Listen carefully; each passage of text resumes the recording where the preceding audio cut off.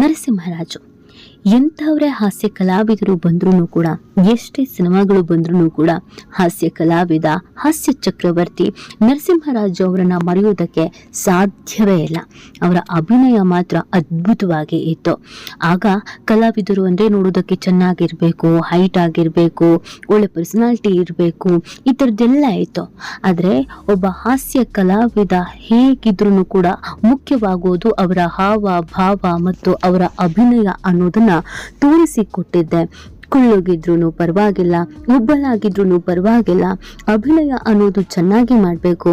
ಅಂದ ಚಂದಕ್ಕಿಂತ ನಟನೆಗೆ ಇಂಪಾರ್ಟೆಂಟ್, ನಟನೆಗೆ ಮುಖ್ಯ ಅನ್ನೋದು ಮತ್ತು ಎದುರು ಇರುವ ವೀಕ್ಷಕರನ್ನ ಹೇಗೆ ನಗಿಸ್ಬೇಕು ಅನ್ನೋದು ತುಂಬಾ ಚೆನ್ನಾಗಿ ಗೊತ್ತಿದ್ದು ನರಸಿಂಹರಾಜುಗೆ ಮಾತ್ರ.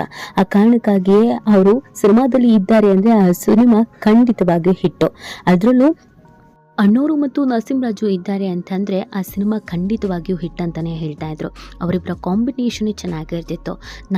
ನಾಯಕಿಯ ಕಾಂಬಿನೇಷನ್ ಅಥವಾ ನಾಯಕನ ವಿಲನ್ನ ಕಾಂಬಿನೇಷನ್ ಜನರಿಗೆ ಎಷ್ಟು ಅಟ್ರಾಕ್ಟ್ ಆಗ್ತಾ ಇತ್ತು, ಅದೇ ರೀತಿಯಾಗಿ ಇವರಿಬ್ಬರ ಕಾಂಬಿನೇಷನ್ ಕೂಡ. ಇದೀಗ ನರಸಿಂಹರಾಜು ಕಣ್ಮರೆ ಆಗಿದ್ದಾರೆ. ಆದರೆ ಅವರ ಫ್ಯಾಮಿಲಿಯವರು ಯಾರು ಇಂಡಸ್ಟ್ರಿಯಲ್ಲಿ ಇಲ್ವಾ ಅಂತ ತುಂಬ ಜನ ಪ್ರಶ್ನೆ ಮಾಡ್ತಾ ಇದ್ರು. ಆದರೆ ತುಂಬ ಜನಕ್ಕೆ ಗೊತ್ತಿಲ್ಲದಂಥ ವಿಚಾರ ಅಂದರೆ ನರಸಿಂಹರಾಜು ಅವರ ಮೊಮ್ಮಗ ಅವಿನಾಶ್ ದಿವಾಕರ್ ಬಹಳ ವರ್ಷಗಳಿಂದ ಇಂಡಸ್ಟ್ರಿಯಲ್ಲಿ ಇದ್ದಾರೆ ಅನ್ನೋದು ಎಷ್ಟು ಜನಕ್ಕೆ ಗೊತ್ತಿಲ್ಲ.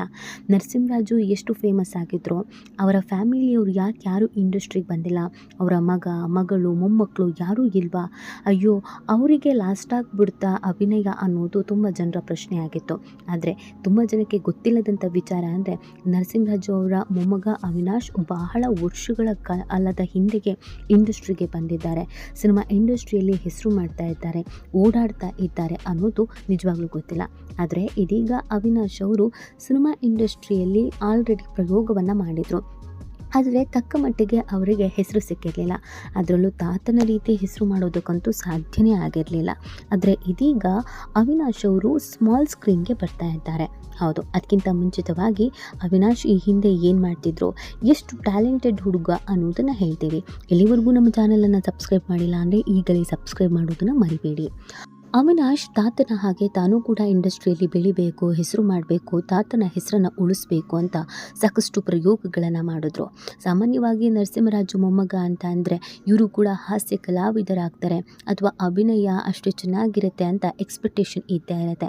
ಆ ಕಾರಣಕ್ಕಾಗಿ ಅವಿನಾಶ್ ಅವರು ಸಾಕಷ್ಟು ಪ್ರಯೋಗಗಳನ್ನು ಮಾಡ್ತಾರೆ, ಸಾಕಷ್ಟು ರೀತಿಯಾದಂಥ ಅಭ್ಯಾಸವನ್ನು ಮಾಡ್ಕೊಳ್ತಾರೆ. ಮೊದಲಿಗೆ ಅವರು ಸಿನಿಮಾಗೆ ಹೀರೋ ಆಗಿ ಎಂಟ್ರಿ ಕೊಡ್ತಾರೆ. ಈಗಾಗಲೇ ತುಂಬ ಸಿನಿಮಾಗಳ ಅವರು ನಟಿಸಿದ್ದಾರೆ. ಲಾಸ್ಟ್ ಬಸ್, ಚೇಸ್ ಸೇರಿದಂತೆ ಇನ್ನು ಅನೇಕ ಸಿನಿಮಾಗಳಲ್ಲಿ ಅವರು ನಟಿಸಿದ್ದಾರೆ. ಆದರೆ ಒಂದೊಳ್ಳೆ ಬ್ರೇಕ್ ಅನ್ನೋದು ಅವರಿಗೆ ಸಿಗಲೇ ಇಲ್ಲ. ನರಸಿಂಹರಾಜು ಮೊಮ್ಮಗ ಅಂತ ಗುರುತಿಸಿಕೊಳ್ಳೋದು ಕೂಡ ಸ್ವಲ್ಪ ಕಷ್ಟನೇ ಆಯಿತು. ತುಂಬ ಜನಕ್ಕೆ ಇವರು ನರಸಿಂಹರಾಜು ಅವರ ಮೊಮ್ಮಗ ಅನ್ನೋದೇ ಗೊತ್ತಾಗಲಿಲ್ಲ.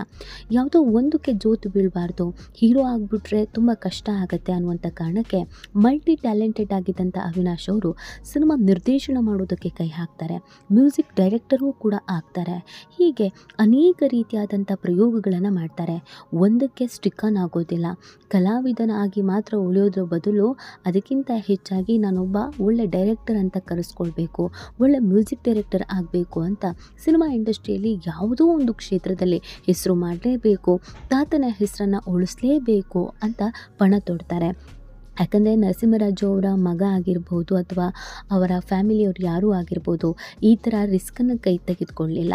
ಆದರೆ ಅವರ ಮೊಮ್ಮಗನಿಗೆ ತಾತ ಯಾವಾಗಲೂ ಕೂಡ ಕಾಡ್ತಾಯಿದ್ರು. ಆ ಕಾರಣಕ್ಕಾಗಿ ತಾತನ ಹೆಸರು ಅವರಿಗೆ ನಿಂತು ಹೋಗಬಾರ್ದು, ನಮ್ಮಿಂದ ಮುಂದುವರಿಬೇಕು ಅನ್ನುವಂಥ ಬಯಕೆಯನ್ನು ಇಟ್ಕೊಂಡ್ರು. ಆದರೆ ಎಲ್ಲರ ಲಕ್ ಒಂದೇ ಥರ ಇರೋದಿಲ್ಲ.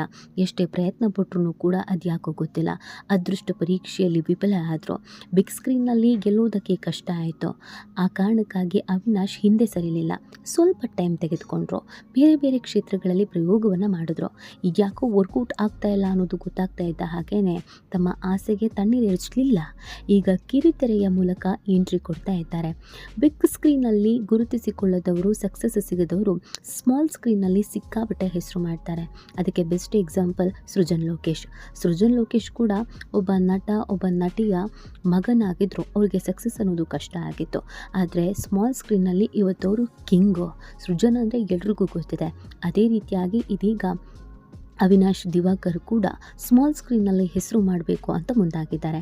ಇದೇ ಜುಲೈ 8ರಿಂದ ಅಶ್ವಿನಿ ನಕ್ಷತ್ರ ಖ್ಯಾತಿಯ ಮಯೂರಿ ಅಭಿನಯದ ನನ್ನ ದೇವರು ಅನ್ನುವಂಥ ಹೊಸ ಸೀರಿಯಲ್ ಪ್ರಸಾರವಾಗ್ತಾ ಇದೆ.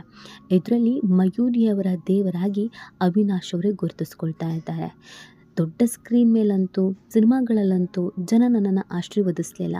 ಆದರೆ ಧಾರಾವಾಹಿ ಮುಖಾಂತರವಾಗಿ ಪ್ರತಿದಿನ ನಾನು ಜನರ ಮನಸ್ಸನ್ನು ತಲುಪಬೇಕು, ಒಂದೊಳ್ಳೆ ಸಕ್ಸಸ್ಸನ್ನು ಪಡ್ಕೊಳ್ಬೇಕು, ಹೆಸರನ್ನು ಮಾಡಬೇಕು, ಈ ಮುಖಾಂತರವಾಗಿ ಆದರೂ ತನ್ನ ಹೆಸರನ್ನು ಉಳಿಸ್ಬೇಕು ಅಂತ ಹೊಸ ಪ್ರಯೋಗಕ್ಕೆ ಕೈ ಹಾಕಿದ್ದಾರೆ. ಇದೀಗ ಚಿಕ್ಕ ಸ್ಕ್ರೀನ್ ಅಂದರೆ ಧಾರಾವಾಹಿ ಮುಖಾಂತರವಾಗಿ ಪ್ರತಿದಿನ ನಿಮ್ಮ ಮುಂದೆ ಬಂದು ಮನರಂಜನೆಯನ್ನು ನೀಡೋದಕ್ಕೆ ನರಸಿಂಹರಾಜು ಮೊಮ್ಮಗ ಈಗ ತಯಾರಿಯನ್ನು ಮಾಡ್ಕೊಂಡಿದ್ದಾರೆ. ಇಲ್ಲಿ ಆದರೂ ಅವ್ರಿಗೊಂದು ಸಕ್ಸಸ್ ಸಿಗುತ್ತೆ, ಇಲ್ಲಿ ಆದರೂ ಕೂಡ ಅವರ ಹೆಸರು ಉಳಿಯುತ್ತೆ ಅನ್ನೋದು ತುಂಬ ಜನರ ಅಭಿಲಾಷೆ ಮತ್ತು ಅವರು ಗೆಲ್ಲಬೇಕು ಅನ್ನೋದು ಕೂಡ ತುಂಬ ಜನರ ಆಶೀರ್ವಾದ.